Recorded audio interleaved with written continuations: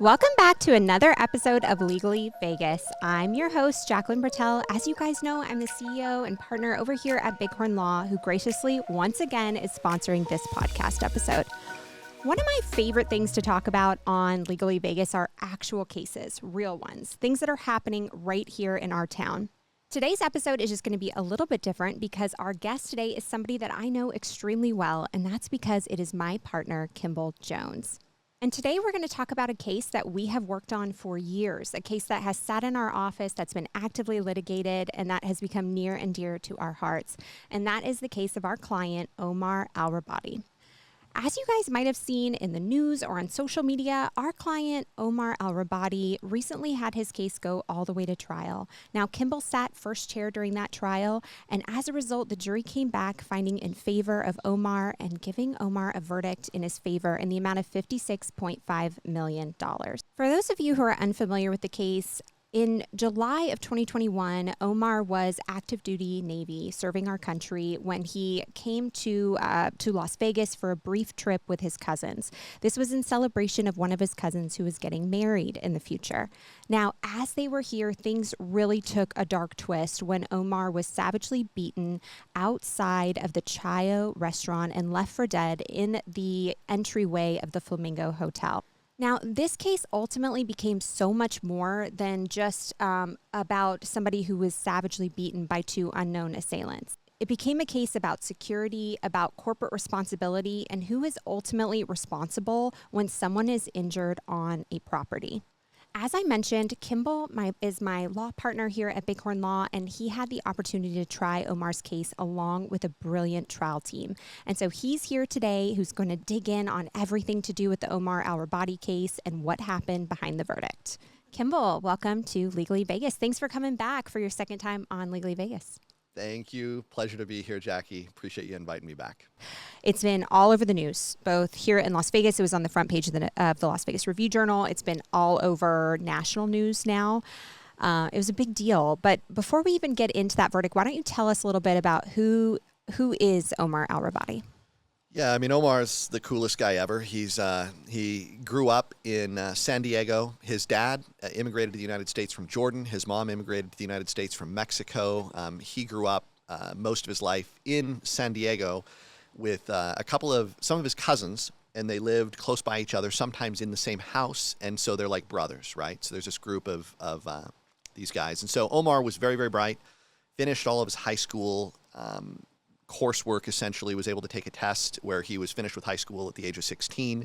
He went and got a job, just did a bunch of normal jobs, and then he had always kind of wanted to be in the Navy, and so he joined the Navy when he was in his early 20s and intended to have that be a career, and he was going to the university part-time at the same time, studying engineering. Very, very bright guy. And so that's who Omar is. I mean, if you before this, right, people described him as being kind of the life of the party guy. He was just a very, very happy, nice guy, right, and very charismatic was how people would describe him. And then after this, he suffered a pretty horrible brain injury. His skull was fractured. He had a number of brain bleeds, and it had a major impact even on things like his personality. And so, but also in terms of things like memory, taste, smell, vision. I mean, just very, very basic things that we all take for granted have been seriously impacted for him. I wanted to start with who Omar is, because I think when people hear this $56.5 million verdict, all they think about is that number, right? It's obviously it's a massive amount of money. And I think it's important that when we talk about these verdicts that we really start off with who the person is. Like there was something that led to this point. It's easy just to focus on the number. And so I'm glad that you shared with us just who Omar is. But tell us what happened to him. How did we get to this point? You know, right before I do that, I want to talk about the number a little bit, because I do think there's a huge problem in society with undervaluing human loss and how that should be valued. A corporation loses a bunch of money because somebody did something bad to the corporation. Nobody hesitates to award the full value of what that is.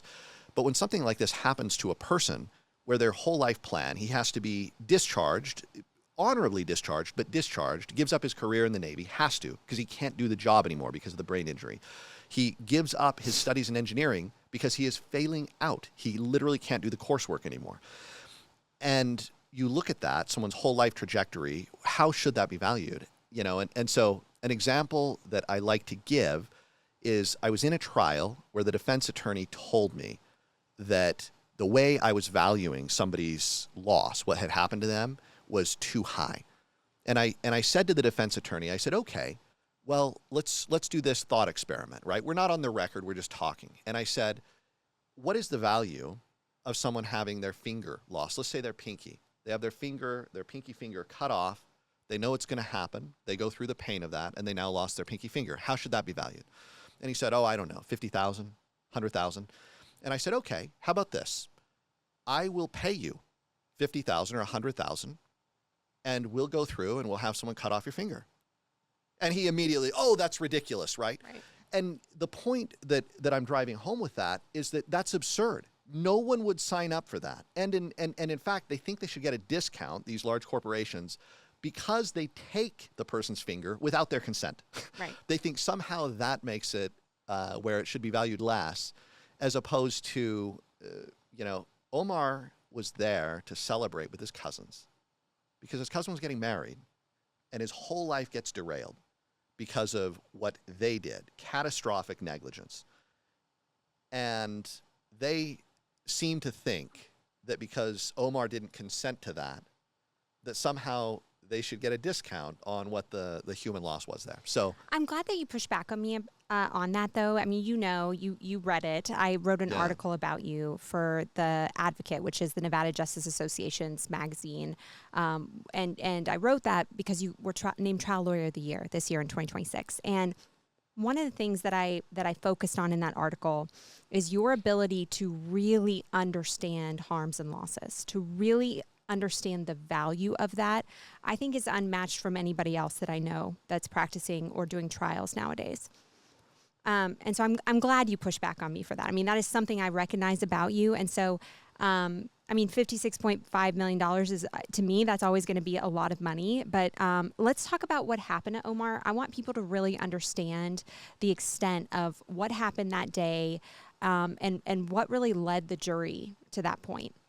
Yeah, and by the way, thank you. It was a super nice article. It was very sweet of you to write, and there are certainly a lot of people that I think really do understand the value of human losses. But I'll tell you, insurance companies and large corporations rarely do. They certainly value their corporate losses, their corporate gains. They don't tend to value the human losses that come along the way that I think they should. Absolutely. And Omar, he had a wonderful life plan, right? He had a lot of things going his way. He had the life, and he was living the life that he wanted to live, that he had worked for, and he was moving towards the goals that he wanted. And my understanding, he wanted to be in the Navy for a long time. I mean, this was his dream. He was doing his dream, what he'd always set out to do. He was, and he had served our country for more than 8 years, including a bunch of long periods of time, months and months and months at a time, out on the ocean, right? And then after this, he can't do his job anymore. And he was a hydraulics mechanic, so he worked on a destroyer, handling their hydraulic systems. And after this, he couldn't do the job. There was his ability to react, to remember, to do the things that are very basic. He'd always received the absolute maximum scores every single time that he was up for promotion, and so he was on his way to ongoing promotions. And then after this, he simply was not. Anyway, it just wasn't going well. So he had to be discharged from the Navy, and he had to choose other goals in life. And he's doing his best with those, but we've now had 5 years go by, and he's still working now on a bachelor's degree in business, which we're hopeful. This is not a kid that has given up on life. Yeah. He's battling, he's fighting to have the best life he can. But the life he was supposed to have, that he deserved, that he was working so hard for, is not something that's frankly within reach through no fault of his own. So I want to jump to, here we are. So Omar he doesn't live in Las Vegas in July of 2021. My understanding is he comes here, he meets up with his cousins. And one of them was getting married, right? So this was kind of like I don't know, was it an unofficial bachelor party essentially that they're here in town to all celebrate before this wedding? Yeah, totally. But don't think of it like a bachelor party, like that crazy thing, right? These are three cousins. Yeah, there's 3 cousins, and they have a friend with them. And there's 4 cousins and a friend is what it is. But these cousins are like brothers. They grew up like brothers. Yeah. And now they've all gone in their lives professionally in different areas. So Omar from San Diego is now stationed in Washington. And he has a cousin that's in Ohio and a cousin that's in Indiana. One of his cousins, Jesus, is getting married. They come to have a wonderful cousin experience together in Las Vegas, and they were. They were doing exactly what they wanted. They went skydiving that very morning together, right? As cousins. They had walked around the Strip. They watched the Bellagio fountains. It's one of the last things that Omar remembers. And then he goes to Chayo. They go to Chayo, and they go in, and they get targeted by some bouncers, and then all of a sudden it spirals out of control, and he is almost killed. So I know in the lawsuit, I know that we named Three Amigos, or that was the entity. And is it my understanding that Three Amigos is the owner of Chayo, and then Chayo is a tequila restaurant or a tequila bar that is in the LINQ Promenade, so between the LINQ and the Flamingo.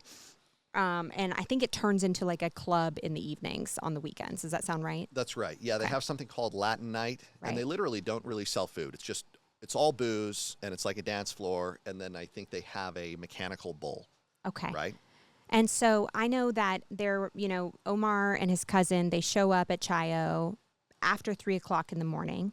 And, tell us a little bit about what happened from there, if anybody's listening who's completely unfamiliar with the case. Yeah, so they go in, and so there's what is alleged and what really happened, right? Yeah. So the incident report created by Chayo, by the way, they have a requirement that it must be created and submitted to corporate the next business day. Okay. But for some strange reason, the incident report in this case is submitted like 3 weeks later. And also the witness statements. We had clear testimony that all of the witness statements were done that very night after this incident occurred, except those witness statements were all destroyed or hidden somewhere. We never got them. Right. What we got was new witness statements created 2 weeks later, when we think they were able to get their story straight about what they had done. And what they claimed in the incident report and witness statements is that Omar came in, he was a little bit tipsy, along with some of his cousins, no issues initially, but then inside, they started trying to start a fight with some other guests. That's what so these are witness statements from Chayo's team members. Yeah. That's the allegation. That's the allegation from Chayo in these very late incident report, they claim that he was kind of trying to start a fight with these other guests. And in fact, when confronted by security, he or someone in his group hit security in the back of the head, put him in a headlock, and that caused security to have to get violent, of course. Well, of course, if that were true, it would make sense that security would have to get physical because you have to protect yourself. But that's not true. And in fact, although there was a ton of video destroyed, we have from a few seconds before this incident, before the violence began, on video. And we know none of that is even true. So the idea that there was even an argument or a fight starting before then, no evidence to support it. In fact, we think it is made up after to give them an excuse to confront our client. In fact, this is an important point.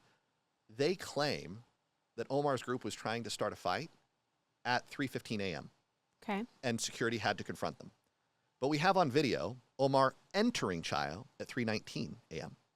So their timeline appears to be fabricated. As you were in, did you figure out in discovery that there were these 2 different witness statements or incident reports? Yes. So how did that come out? Yeah. So what happened was first of all, Michael Trapiti and Wally Zaman were representing Omar, and they asked me to come into the case. And before I came into the case, I went and I reviewed the evidence. And as I was going through the evidence, I saw what these bouncers were doing and how they were becoming very physical with no appropriate basis to become physical with anybody. How 2 of them held Omar's cousin down on the ground, and the third kicked him in the head while holding him down. Right. And I thought, this is one of the worst things I've seen ever from a company. And then they're claiming they did nothing wrong in the case. So I looked at that and I started looking at all of the evidence. I read the incident report and it was simply not consistent with the video evidence. It claimed a bunch of stuff that was very clearly nonsense, very clearly untrue. So when I saw that, it made me start questioning everything about the case. And as I'm going through the witness statements, I notice all these witness statements are created on August 13th. The incident was July 31st. And I see in their policies and procedures, they have to produce these the same day or at latest the next day. So all of this doesn't add up, right? And in addition to that, one of the bouncers who became violent, that started all of the violence, they accidentally gave me 2 witness statements from him. They had one from the 12th and one from the 13th. And were they different? Yes, they had some differences. Now, they had some things that were similar, but they had differences too. And so I'm looking at this and I'm thinking, this looks like a cover-up. It looks like somebody's trying to get their story straight. So then I start taking the depositions of the people that knew something about it, but the people who were not directly culpable for what had happened, right? And I hoped that they would tell me the truth. And so I took the deposition of their head of security. He had seen part of it. He saw Omar laying in the Flamingo doors unconscious for several minutes. Yeah. And I asked him questions about it. And he said, no. He did remember that he had gotten all the witness statements just as he was supposed to that very night and put them on his boss's desk. He knew he had done that. And so we verified that. Then I took the deposition of the woman, the security officer at the front who had let my client in. And she said, yeah, she thought that he was a little tipsy, but she said she let him in because they were just boys having a good time. And she never saw him do anything wrong. And she had no idea why security put hands on him. And so I took that deposition. And then I took the deposition of the person whose desk the statements were placed on. And he said, yes, they were placed on my desk. I got them the next day. So we had clear-cut testimony. Now, the defense in trial tried to get people to go back on that testimony, but they wouldn't. And the head of security said, no, I got all the statements that night. There were definitely 2 sets. And to this day, you've never seen the original set. No. They've never been produced. Am I right? And to be clear, he didn't say there were 2 sets. Yeah. He said that the set that he had, that he made sure he got, that was placed on the desk, was dated July 31st. The night. It was the night of the incident. Now, I know that there was a second set that was created August 13th. And did I hear correctly? I know that when Zaman Tripedi first comes into this case, they send out a letter of representation. Did I hear in trial correctly that it just so happened that the new set of witness statements was created around the time that letter of representation would have arrived at Chayo? Exactly right. Okay. So the letter of representation is sent on August 10th, and all of a sudden, on August 13th, we have this new set of witness statements that appears on August 13th. And then 4 or 5 days later, an incident report that very clearly is untrue based on the video itself. You know, you said this the best way about, like, there's the alleged story of what happened, and then there's what we believe actually did happen. Tell me the history of the video, like all the video in this case. What did we have? What did we have all through discovery? What did we find out later? Yeah, so it's a long story, and I'm going to split it into 2 halves. So we have video from Chayo from the restaurant. Chayo identifies video that they say is relevant, and they produce a little bit of video, 4 or 5 minutes of video, beginning about 5 seconds before the incident. That's the Chayo video from inside the tequila bar. They claim that's the only video, and they produced that in December of 2023. We also get one video on a camera that says Flamingo 37. So we know it's a Flamingo camera, but it's across the LINQ Promenade facing the Flamingo. And that camera captures the incident from when it comes out from Chayo and is in the LINQ Promenade, 2 minutes and 35 seconds long. That's it. That video, we're given 3 copies of it at different focused in levels, but it's the same video. Okay, so that's the video we have in December of 2023. As we go through the case, I know that's not all the video, and I know they had to have a lot more video. This is a casino area. They have cameras everywhere. They captured everything. Omar was knocked unconscious and his head was stomped on till his skull fractured inside the Flamingo Hotel Casino, in the doorway. They have cameras everywhere there, and yet this is not being produced. So I fought and fought and fought with them about this. Meetings with attorneys over and over again. The defense attorneys, I am quite certain, were totally innocent and believed that there was no other video, that everything else had been destroyed. And then in 2026, 3 years later or whatever, we get another video of the same Flamingo 37 camera, but this one is like 7 minutes long instead of 2 minutes long. And it goes back until like 3:19. Now, nobody paid attention to this, but it's pretty important because they had been withholding it for all these years, and it shows my client going in to the club at 3:19 a.m. When they were saying at 3:15 that our clients were starting a fight. They were saying 5 minutes earlier, 4 or 5 minutes earlier, my security was intervening in them starting a fight. And that was their, I mean, in January of this year, you get that video and discovery's closed. So you already have all of this deposition testimony from all of these different witnesses about this alleged fight at 3:15. Yeah. Okay. And by the way, none of the witnesses could say the fight happened. They actually admitted that, like, no, they don't have any reason to believe it occurred. They just know that the security officers who they claimed were fired and different things, no longer worked for them, had claimed it occurred. Like, that was the best they had. There was, the video didn't support it. There didn't seem to be any reason to believe it, but they put it in their witness statement anyway because they needed a pretext to have confronted these men. Of course. And so that was what that was. Now, the video from after discovery, though, I'm taking taking the deposition of the corporate representative for Chayo, and he confesses, with some pressure during the deposition, that in fact there's a bunch of other videos. And then we find out that Chayo has been sitting on 1,013 videos at least that end up getting dumped, but it's at a time that we can't use them because the timeline has run out. And anyway, and so there ended up just being a finding that the videos would have been harmful to Chayo, that the jury could infer the videos would have been harmful, but the videos weren't able to be used in the case.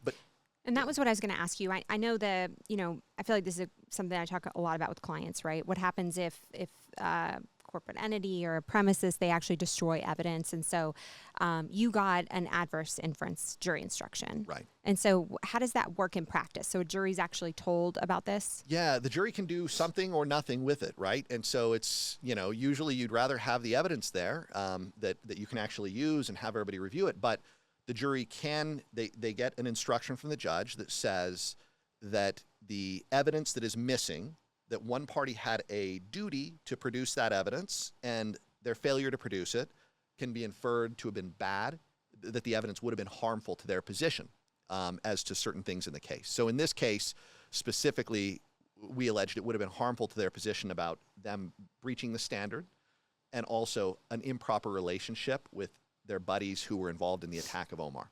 Now, I read, which is a mistake, by the way, to always do that, but I went online, and of course, this has been all over online, and there's lots of comments, right, especially on social media. One of the things that got brought up over and over again that I saw, although I think most people kind of understand what happened, but why sue the property owners? Why? I mean, I know Flamingo is owned by Caesars, right? So why sue Three Amigos, Chayo? Why sue Caesars rather than, because the people who ultimately beat Omar and caused the skull fracture are not employees of Chayo. Right. Yeah. So let me touch on two things. In addition to Chayo destroying all that evidence, so did Caesars. Caesars destroyed all of the footage, and what we were told was that the limited shot that we had from that Flamingo camera, the only reason we had it, we were told, was because one of the managers at Chayo got a Caesars employee to break his rules and to give him that on a flash drive. And in trial, that person from Chayo said that he thinks that person got fired, the Caesars employee got fired as a result. Wow. Or something like that. He suggested that. So Caesars also destroyed a ton of evidence. It wasn't just Chayo. Now, in terms of why sue Caesars and why sue Chayo and not sue the attackers, that the guy who actually was stomping on Omar's head? Well, there's a few reasons for that. The biggest reason why, there are legal reasons that have an impact there, but one of the reasons why we could not possibly do it is because Caesars and Chayo, according to the police report, they were untruthful to the police and claimed they knew nothing about the incident. And so no one ever found out who these people were. But what we do know from the video is literally immediately at the time that the violence begins, the guy who stomps on Omar's head is standing there with his arm around the bouncer that starts the violence. Right. And then while they're out in the LINQ Almost Promenade, as if they know each other. they clearly are buddies. And in addition to having his arm around as the violence begins, when they get out in the LINQ Promenade, a different security guard, different bouncer for Chayo, pushes our client twice, and there seems to be a handoff between that bouncer and these two guys that were clearly buddies, including the guy with his arm around. 1 second after the bouncer pushes Omar a second time, the guy that stomps on Omar's head punches Omar in the face. Omar tries to run away, and he's getting punched in the back of the head until knocked unconscious inside the Flamingo. They are supposed to have guards there. They're supposed to have people protecting. There's nobody around. And then this man, after knocking him unconscious, keeps hitting him and then stomps on his head over and over again. And it says in their own incident report 6 to 8 times, it results in a fractured skull and a bunch of brain bleeds. Now, that's not the end of it in terms of why we know these guys are buddies and we thought they were acting together. Then after that, these two guys walk back over, hang out with the bouncers. They're giving each other hugs, like bro hugs. They're giving fist bumps, high fives. And then they wave goodbye just a few minutes before the police arrive. And then, according to the police... And body cam. Did we get body cam footage as well from the police? We get body cam footage showing Chayo's head of security telling the police he doesn't know who's involved, doesn't know anything about it, really. Didn't see anything. There's no fight that he knows of. And Caesar's employees apparently were also there and told the police they also knew nothing. So one reason is we have no idea who these people were, right? Never able to find them, and they were never prosecuted criminally either because the police had no evidence on who these people are. Yeah, I mean, consider that. I mean, Chayo and Caesar's, the people involved who were not forthcoming to the police, I mean, what their motives were to try to protect, it's probably self-protection is why they're saying what they're saying. But what they did is they allowed these unbelievably violent people who almost killed a man. I mean, this would have been probably an attempted murder charge, and he probably would have gone to jail for a number of years for what he did. Yep. And they allowed him to go free, and who knows what he's done since then, what these guys have done since then, but they have not been prosecuted. I did hear, I believe it was one of the witnesses said that Omar essentially was 1 to 2 blows away from likely would not have survived this. Yeah. I want to talk a little bit about his injuries. We talk a lot about traumatic brain injuries in our office when we're talking with our team and training our team on working with clients who have traumatic brain injuries. And one of the things that I watched you do during jury selection was start to lay the foundation for the jury that a traumatic brain injury is an invisible injury, that it's not something that Omar's going to walk in, he's going to testify before the jury, and you won't be able to see that injury. You've had a lot of experience now in trying cases involving a traumatic brain injury. What are the challenges that you faced as far as trying those types of cases? I mean, there's almost nothing worse than a brain injury, right? It changes the fabric of who a person is, but they don't look different, right? They look the same. They look like everything's okay. And so the jury, not everybody understands this, right? And so you need to make sure that you have a jury who is going to listen to the evidence, and when they see your client walk in, and he's a handsome 33-year-old young man who mostly looks okay. Looks normal. And in fact, if you're not paying really close attention when he's on the stand for 10 or 15 minutes, you might think he's all right. Right. If you're paying close attention, you might see where there are some issues, right? Yeah. And I was able to see that, but you're hoping the jury is paying attention enough to kind of observe those things. But at the same time, understanding that like on the outside, the guy looks okay. And so it's important that you have a jury that understands that, hey, if there's evidence that there are some serious issues and a person looks okay on the outside, are you going to be able to look at that evidence and evaluate how this has impacted a person? And with brain injury cases in particular, of course, you have to have that because these poor people who have serious brain injuries, most of the time they look okay. One of the experts that testified on behalf of Omar was Dr. Bennett Omalu. Tell us a little bit about him. Yeah, Dr. Ben Omalu. So he's famous, right? He won literally the biggest award that you can get in the field of medicine. They give it out to one doctor every year. In 2016, he won it because of his discovery of CTE in football players in the NFL. And he discovered through pathology, he's a neuropathologist, and he discovered looking at pathology slides of football players who had died, oftentimes through suicide. As he's going through, he identifies that they have this massive protein buildup that is not observable in MRI. It's not observable in CT. You can sometimes see it on DTI, but you can see it under a microscope, right? And so he's very famous for that. And they made a movie about him. Will Smith played him in Concussion. By Will Smith. Yeah. And by the way, a great movie, and he's unbelievable. I should watch it. I've not seen it, but I need to. You know, having the right experts there in a brain injury case. I know he was one of many. You had how many total experts on the brain injury? We had 4. We brought 4 experts on the brain injury. We could have brought more. We were trying to bring no more than we needed, but we had a neurologist. We had a rehabilitationist who had done a life care plan, who also was board certified in traumatic brain injury. We had Dr. Omalu, a neuropathologist, and then we had Dr. Filler, who is a neurosurgeon, but who also has board certification at Oxford in neuroimaging. So that's who we had that really walked through the brain injury, and they were all incredible. All of them did a really good job. The evidence in this case was so strong that it was just impossible to really argue with. And so the defense brought experts to try to, and it went so terribly for them. So on the one hand, our experts that we brought are literally world-leading experts in their fields. They literally are. They're some of the foremost, and it's hard to get them to be. They have to really be convinced of a case. And we had some really amazing experts. And then the defense brought these experts that they hired through some expert for hire company that does nothing but defense work.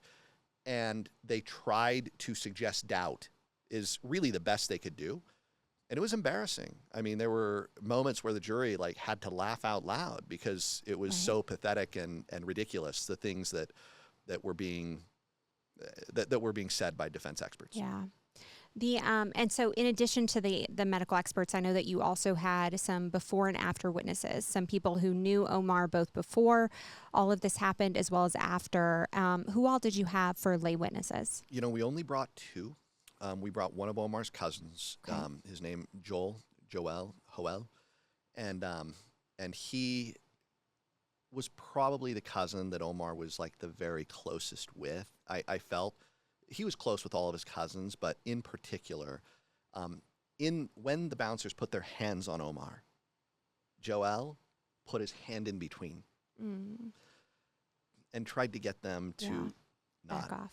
And so the result was they took Joel to the ground, held him down while a third bouncer kicked him in the head, right?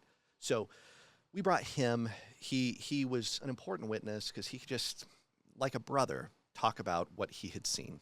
And then we brought Omar's mom, who is just wonderful, just sweet lady. And it was honestly very sad.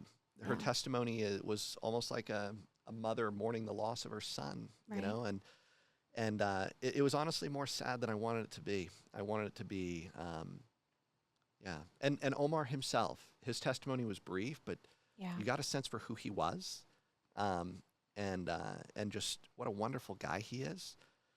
How, despite everything that happened, that has such courage and he's fighting to be the best he can be. Yeah. Let's talk about picking the jury. Now, this is nowadays the only part of the trial I get to go to with you anymore is the jury selection, which is so fun. Watching you and voir dire just evolve over the last, really since probably 2019, especially watching you evolve in jury selection. It's really interesting to watch. I don't know that all of our panel of jurors felt that it was as interesting as maybe I thought that it was, but I thought that you did an excellent job about that. And I want to talk a little bit about what you do. you walk in, you have this panel of potential jurors, and you know that you're going to be asking them for tens of millions of dollars at the end of the trial. What do you do to start having that conversation, if anything, during voir dire? I do right at the beginning, because I know that no matter what a person has been through, there are people that are never going to be able to value a person's harm the way that it should be. They have limits set in their mind that a person's life is only worth X, right? A person having their life totally derailed, it's worth Y, And on the other hand, if they heard that a company lost $100 million, they'd immediately be comfortable awarding it. Yep. But no matter what has happened to a person, they're not. And that is just unfair to the plaintiff. Now, they can have a disagreement about the value of what a person's loss has been. No problem. But we have to make sure that they are going to value it for the full amount that a reasonable person would, right? Right. And but yeah, it's a tricky thing. So I bring it up early, and because I have to know if a juror is going to be biased in that way against my case, that there's a request in the case that we think the loss in this case, not only is there over $11 million in future medical, but there's also, we think, $50 million in human losses. Yeah. And are they going to be okay with giving that? If they listen to all the testimony and if they hear everything that has been lost, are they open to awarding that? Yeah, and that's really the right way to say it. Are they open to it? Because, by the way, we may not prove it, and so there's not any need for a juror to feel like they have to award any particular amount. That's not required. And I've heard you're abundantly clear. Yeah, I have the burden of proof. If I prove this to you. Yes, if we present evidence, and the evidence to you says, yeah, the loss in this case was in excess of $50 million. Are you going to make sure you put that down on the verdict form? One thing I noticed in this jury selection that was different than others. We've sat in jury selection, like I said, a dozen times in the last couple years, 3 years, 4 years, and I know when you normally have asked that, there's been a lot of hands that have gone up of people who said, I will never give that. That's crazy. That's a crazy amount. I don't remember that happening in this trial. By the time you got to that point, and a little bit of it was like we had gone on for a few days at that point, or 2 days or something at that point, but I was really surprised at how open our jury was, and this huge panel. I don't know that we necessarily really had any that said they weren't comfortable, and if there was a very small amount. Yeah, I think there's a couple of reasons for that. Most people are open to a number like that if it has catastrophically derailed somebody's life, but there are some that would not be. But in addition to that, there is a subset of jurors. Of people, right? There is a subset of people who simply are going, they had already identified themselves as being biased against our case for other reasons. And so by the time we got to that point, they were not on the jury anymore. So in our case, something that was really significant was our client and his cousins went to Chayo at 3-something in the morning with the intention of drinking. They did nothing wrong. Everything they did was legal. They weren't going to drive afterwards, right? They were going to walk back to their hotel room. Nothing they did was wrong. But when we went through that, if you recall, so many jurors, when I said, if my client, knowing my client was at a place and was drinking at 3 a.m., would you find that he is at fault for anything that happened to him, regardless of what the evidence shows? And there were probably 10 people, 15 people, who based on that alone, they said no matter what. If he was completely innocent, just sitting there and somebody just attacks him, doesn't matter. He's at a bar, he's drinking. It really reminded me of a woman dressed in a certain way, and so she's at fault for a thing that happens to her. And it was that exact mentality. I agree. It was, and we knew that because we do a lot of testing on our cases going in. So we knew that there was a percentage of the population that was going to blame Omar, no matter how innocent he was. I mean, and part of it, I remember you brought up, And I think it was maybe something your mom said to you as a kid. Like if you're out after midnight and something bad happens, like bad things just happen if you're out and about after midnight. And so you kind of bring a little bit of that on yourself. And I do think our jury, we had a lot of people on the panel who believe that, who believe like, well, if you're out at 3 o'clock in the morning and you're drinking, like nothing good is going to happen. And so whatever did happen, it's your fault. Yeah. Even if you did nothing wrong, someone just attacks you out of the blue, I'm going to give part of the fault to you. Yeah. So I want to talk to you about something that trial lawyers don't always discuss publicly. Eventually at the end of this case, you had to stand in front of a jury in closing argument. You've already kind of laid some foundation. The jury already has an idea of what you're going to ask for. But you had to sit there in closing argument and you had to tell them what justice really looked like dollar for dollar. And I know for a lot of lawyers, that's uncomfortable. I would say even for you early on in your career may have been uncomfortable. How did you approach, like what tips do you have for if there are any lawyers out there listening, if they're wanting to approach asking for that big number, what tips do you have for them? First of all, it was terrifying for me, especially as an early lawyer. My first big verdict. I remember. I just didn't want to say that. Yes, yeah. Terrifying. My very first big verdict, I had put on the best case of my life for sure up to that point. I loved my client. I mean, she was like a mother. She was like this. I just cared so much about her. And I knew we should win. And it was this medical malpractice case. And I was so afraid to ask for the number because I was worried that this jury that I had proven this case to over these last 2 weeks is now going to think that everything is nonsense because I'm asking for a big number at the end. And that was terrifying. And I didn't even ask in my closing. I didn't even ask for a number. And then after my closing, the defense does their closing, and Nathan Morris, a former partner who is now retired from law, pulls me aside and says to me, you got to give him a number. And he says, what you've done, that closing was the best thing. It was amazing. You have to give him a number. And so I went in and I very tentatively said that I thought they should award I think 6 or 7 million for a total verdict of like 12.6 million in that case. And the jury came back with 13.6. They went $1 million above what I had recommended. And but it was scary, and it still is scary a little bit. It's scary to think that you might somehow lose credibility because a jury feels like you're asking for more than you should. Now, I will tell you, there are a lot of things that I do to make sure that I have a lot of confidence in that. I think through it a lot. I think, what is fair? What would I have to be paid to suffer like this poor guy has suffered, to have stripped from me what he has lost, right?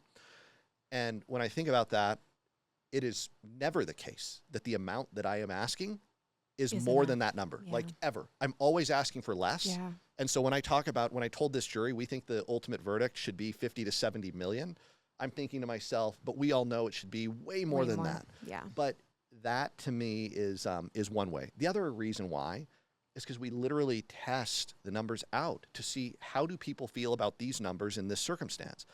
And so I know going in that the numbers we have are generally felt to be reasonable, right? And so the numbers that we ultimately ask for, even if I feel sometimes like it should be a lot more, I try to ask for a number that I know most people will think would be reasonable given what happened in the case. And so in this case, I will say that I felt like the reasonable number should have been even quite a bit higher, but I felt very comfortable with the number that we put forward.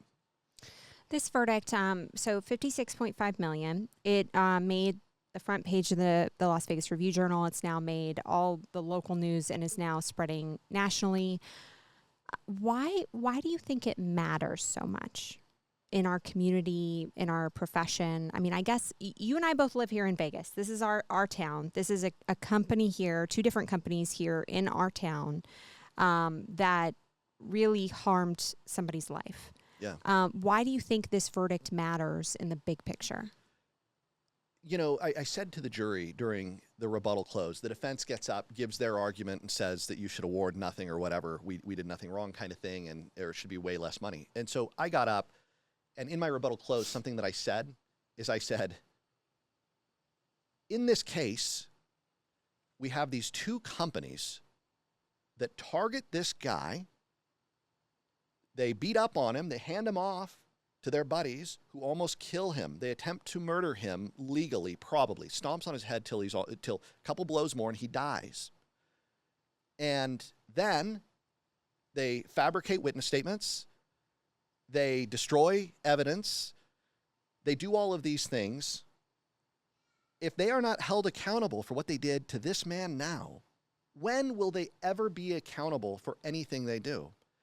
And that's how I felt about it. It's just, you have a case with such an effort to, we felt, cover up what they had done, and such bad behavior that, man, you hope that a jury is going to see that and is going to do the right thing. Because, man, if not this case, when? Yeah, and I think that's a big fear of mine, right? We know what happened here. How many other times has this happened? And because even watching the video, and this is my opinion, it felt familiar. Everything that happened, it felt like this is something that was like routine, or it had happened before, or was not out of the normal for them. And that's really, really scary. This is a town that, all of our livelihood, everybody that lives here, we all are dependent on people coming here, spending their money, feeling safe doing so, and having a good time. Yeah. And so if we start allowing these corporations to do the type of activity that leads people to almost be killed and left for dead in the middle of the entryway of the Flamingo of all places, right? Who's going to want to come here? And so people have to be held accountable, because you and I both know, that nobody's going to change anything. This might cause some change. At least I would hope that it did. But, maybe you can talk about this. I'm not sure that much changed at Chayo after this happened. No, in fact, we know that, it appears that it did not, because the defense actually made a mistake when they hired their expert.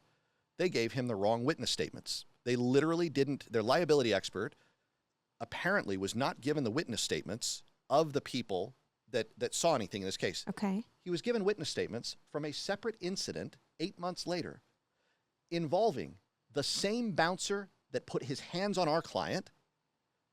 Guess what he was doing 8 months later? Putting hands on somebody else. Putting hands on another intoxicated guy, getting into a fight with him, goes out into the LINQ Promenade the exact same way, but this time they run over a kid. And it's unclear what injuries to this little child occur. And that's in the incident report 8 months later, same bouncer. And so did Chayo change because of this? It didn't appear so based on that. Now, they didn't provide other documentation, and we think anyway. But with respect to Caesars, we have this man whose head is stomped on till he's almost killed. And Caesars itself, the actual security for Flamingo, they don't even know this happened. No one from surveillance calls it in. They randomly bump into Omar about 30 minutes later, while he is with his cousin, kind of stumbling around and not able to even stand on his own strength, waiting for the ambulance to get there, who had been called by his cousins, by the way, when they found Omar. No one else. No one calls it in. Right. Nobody else called for the EMTs to come. Yeah. And his cousins do. They call it in maybe about 10 minutes after when they find Omar. But while he's waiting, it's 30 minutes after the incident that Flamingo security for the first time even knows this happened in their casino. So obviously, there's all these, I think people believe, probably from movies, that when you're in a casino in Vegas, there are cameras everywhere and there are people in some back room watching all these cameras. And one thing that I think I've kind of figured out and I think you do too, I don't know that anybody's watching the cameras. At least in some of these properties. Yeah, it's bizarre. So they're supposed to be, right? They are supposed to be watching the cameras, and they surely do have cameras everywhere recording everything. But it does feel like, in case after case, nobody is watching. No one is watching anything to protect the folks that are in danger. I'm sure they're watching the cameras that are on their machines and their tables. I'm guessing. But you're right. They're not watching in the other areas. And so who's looking out for just the regular people? Yeah. All right, let's talk a little bit about the people behind the verdict. So this case was referred to us by Mike Trapiti, who used to work here at this firm and then went out and started his own practice, and his partner, Wally Zaman. So they're with Zaman Trapiti. Tell us who else was helpful during the in the whole case. So many people. So Valentina Ortega was also an attorney. She works with me, was working with me on the case throughout, and she handled the direct examinations of Omar's mom and also of two of our experts. She did a great job. She was there with us every day in trial. And you were incredible during trial. Helped me pick the jury. Jury selection was not easy. This was a tough process. And I mean, something that I think is significant is the person who ended up being the foreperson of the jury at one point during jury selection told me that she was upset with me and was starting to not like me because of how much time I had taken to go through this process. That's kind of scary. But I believed she would be fair, even though she was kind of upset with me at that time. She ended up being the foreperson in our case and was fair, right? But it was a difficult process. And we knew, because of the work that we did together, that we felt very confident that even though she was upset with me, that she was going to do the right thing because she was a good person. Yeah. We had Beau Frazier, who is assisted. Dr. Beau. Yeah, Dr. Beau. He was incredible. He also helped. The two of you tag team jury selection. And we had our intern, Lily. So if Lily's listening, Lily was awesome at helping Fantastic. with jury selection, too. We also had, Amy Savetovich is my paralegal. She is a superstar paralegal, and she was on this case from beginning to end. And we worked this case together. I mean, she's my right hand in all of this stuff. So, so she was very, very important. Joel who were we leaving out? Joel and Jamie. Oh, my gosh, yes. Sorry. So, we had Joel Henriod. We had Jamie Levitt. They were tremendous. They helped us a lot in writing. Caesars, as you can imagine, they can bring in everyone and everyone that imaginable to try to help with their defense. They had very good attorneys on the case that were paid a lot. They brought in some of the perhaps the most famous appellate firm in Nevada to try to, frankly, we felt create all sorts of issues along the way. But we ended up having to really fight through this case to make sure that we could get a fair trial for our client. And Joel Henriod and Jamie Levitt really helped a lot with a lot of that. Dan Singer helped with writing throughout this case. He was tremendous. Leslie, she helped. I was annoying her at early hours when we'd get in to help get stuff ready for the day. Alyssa, Leslie, super helpful, helping us make sure we had stuff organized, stuff ready. You had your kids there too. Yeah, that was the best. Yeah, during trial, I was able to have two of my kids were there most of the time, or a good chunk of the time. My son Caden, my daughter Jocelyn, and they got to watch the trial, and it was fun for them to be able to see it. They're both thinking about going into law, and so it was cool for them to be able to observe, and trying to do my best and hoping I can make my kids proud. One of the things, Kimball, that has really evolved at our firm over the last many years now. The firm, so Bighorn Law is 15 years old in September, just next month, and but one thing, we for a long time operated like lots of other firms, right? That we would resolve cases every now and again. We would go to trial, and things have really changed, I would say, over the last 5 years, and we've really become a very trial-focused firm. That especially the cases, for example, on your desk, we know, if those settle, maybe they will, but more likely than not, those cases they're going to have to go all the way. They're going to go all the way to trial, and that really has changed the way that we've really operated and changed the way that we view clients and their cases and what they deserve and what they're going to require to get to the other side. One thing we talked a lot about is access to justice, right? And what that really involves, and the ability that we now have to really go all in for people, that we can, a case like Omar's, I don't know if we want to say it out loud on this. I'm guessing you're getting ready to file your motion for fees and costs. Yeah. And so I know that the costs on that, it was, I think, pushing $600,000.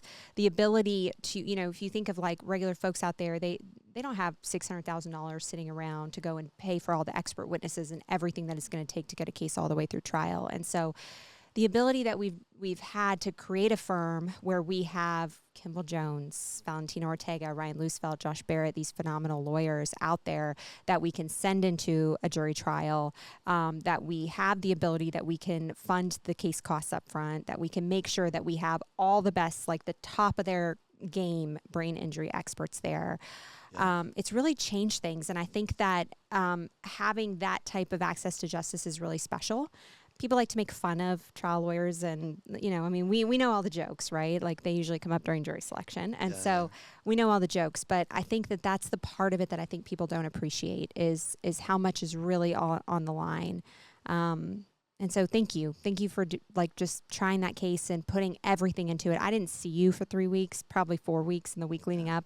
Maybe 5, because I don't think I saw you much after. Not because you weren't here. You're busy. You're busting your butt. It's just that you're so busy. Everything is on the line for this. Yeah, it's people. In the world of law, people know that there's really not that many real trial lawyers. Yeah. It ends up being a pretty small group of people, and the reason why isn't random. I mean, it's the amount of work that goes into it, in addition to just having to work really hard to get to where you actually can present a case for a client in a way that has a chance at success. And but in this case, I mean, for more than a week, I was waking up every day at 3 or 4 a.m.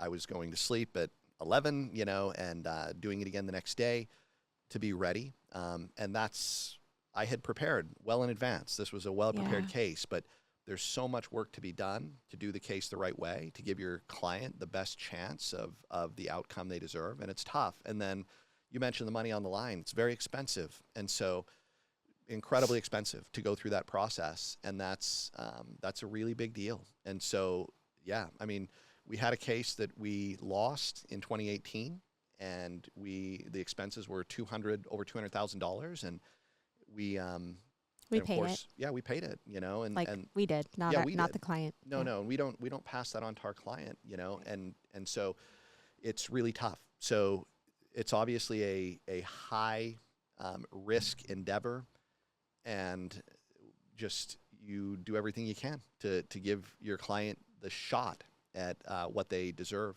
And in this case, obviously, it was very expensive. It took a lot of time, and on the other side, their costs had to have been similar, probably more. And they had very, very good attorneys on the other side. Every day in trial, they had 5 attorneys there, I think, every day that were defending the case. And all of those guys were getting paid a lot of money by Caesar's insurance company, by Chayo's insurance company. And they are, and so these high stakes cases where there's catastrophic injuries, they're tough.